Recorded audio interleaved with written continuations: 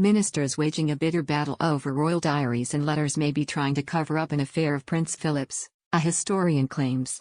Author Andrew Lownie estimates the government has spent around £2 million trying to stop him seeing the complete archive left by Philip's uncle Lord Mountbatten and his wife. Dr. Lownie says he has spent £460,000 in legal fees trying to reveal secrets concealed within the 30,000 pages. The Mountbatten family sold the papers to Southampton University in 2011 for £2.8 million, most of which came from lottery funding.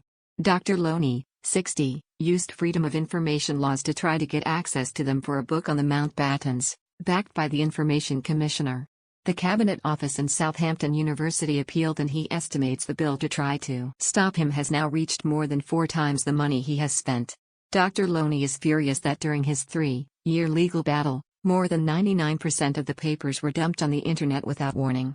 But there were 100 redactions in letters between Mountbatten and his wife Edwina, who had an open marriage. Her many lovers famously included India's first Prime Minister Pandit Nehru. Their letters remain locked away because the university has mysteriously never triggered its £100 right to buy them from the Mountbatten estate. Drive. Lownie said, "The only reason I can think of is that there is a reference to a lover of Prince Philip. The relationship between Lady Mountbatten and Nehru is well known." The government argued that any new revelation might damage relations with India and Pakistan because Lord Mountbatten, as Viceroy of India, oversaw its independence in 1947. The division of the country, once part of the British Empire, into Hindu India and Muslim Pakistan is seen by many as a disaster that led to over 1 million killed in massacres. But Dr. Lownie said, "It is hard to believe that references in a private diary 75 years ago would damage relations with other countries. What I do know is that members of the royal household have been in on meetings and copied in on correspondence about the case."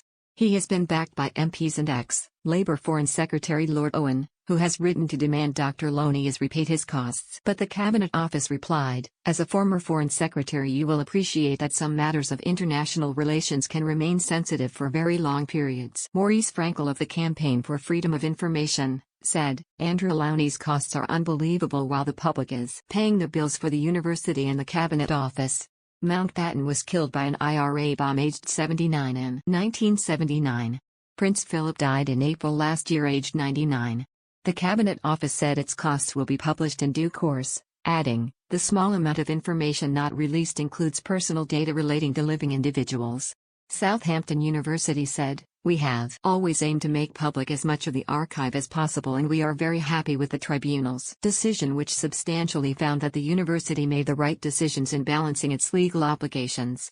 More than 99.8% of the archive, which consists of some 4,500 boxes, is publicly available and accessed regularly by researchers globally as an invaluable historic resource. The university says its legal bill ran into 5 figures, with the rest paid by the Cabinet Office. Buckingham Palace said, "This is a matter for the Cabinet Office."